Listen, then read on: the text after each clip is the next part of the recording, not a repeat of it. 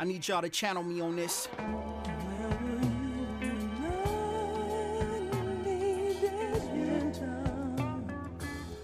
Yeah, T Swift on the track. Peace Queen. Peace King.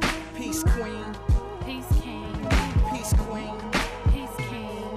Peace Queen. Peace King. Hotep Queen. Hotep King. Hotep Queen.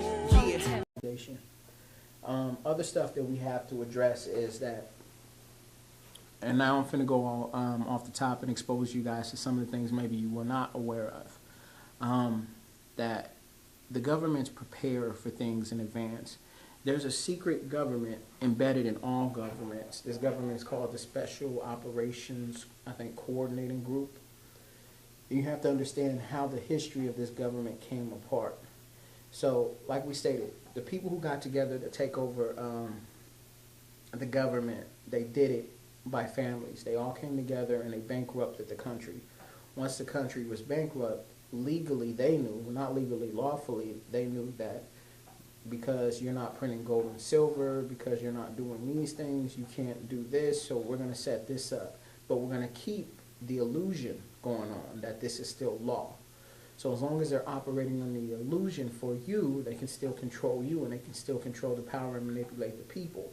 And they set up at those times some of the various governments that you know now as the CIA, the FBI, all of these things come about within the late 1920s, 1930s. And these governments were created, and inside of these governments was created a Special Operations Coordinating Group. Now understand, in order for you to become a president or become a part of their society, you must be a member of the club. President Kennedy was a member of the club. His father was a member, he was a member, he was a part of the club. But President Kennedy, where they made point pictures to where him being a hero is not true. But he was very, what would I call it, egotistical, because he felt that he should be in power. So he felt that, like, I need to be running this. So coming into office, he was told about all kind of technology that he didn't have access to. And understand that there's about 29 levels of security that President Obama has no access to. I.e., that means that the president is not the person in power. He's just the president of a corporation. The same way you have presidents in many other corporations. So he's not the owner, he's just the president, the representative of the corporation. So President Kennedy found out that, hey, you don't have access to this. And he just kind of like, wait a minute, I need to have access to all of this. Like, I'm the president. So his ego was messed with. So what he did is he took it upon himself to suspend the Special Operations Coordinating Group. Now remember, this is a group that they say, there's no facts to support this, but they say this group is ran by the same people who are these private bankers. And they say this group is embedded in every form of government, from the CIA to the FBI to everything. So he suspended this group. And this is, when he did this, this is what ultimately set the plan in line for his death. So they're like, look, not only that, but he also had a plan. He knew how they were able to get away with this, because when you're not printing your own gold and silver as a country, you don't have any legal standing to do anything. So him and his brother set a plan to get the country to start printing their own money, to get away from the private bankers, to start to put the power back in the hands of the people.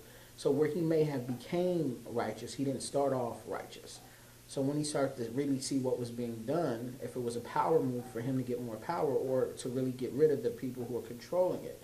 So what came next is, once they killed Kennedy, once they took Kennedy out, which was a group thing, everybody coming together to work together to get rid of Kennedy, when that happened, what happened next is immediately after the vice president took office, the very next day, what he did was reinstate the Special Operating Coordinating Group. And he reinstated that security group back in every branch of government, giving them power to operate within the system. So what you guys got to understand is that everything that you think you had, you never really had, because you never really had real freedom. Many of us don't really know what that is. And the reason why we call Noble Drew Ali a prophet is because he foreseen all of this coming. So what he did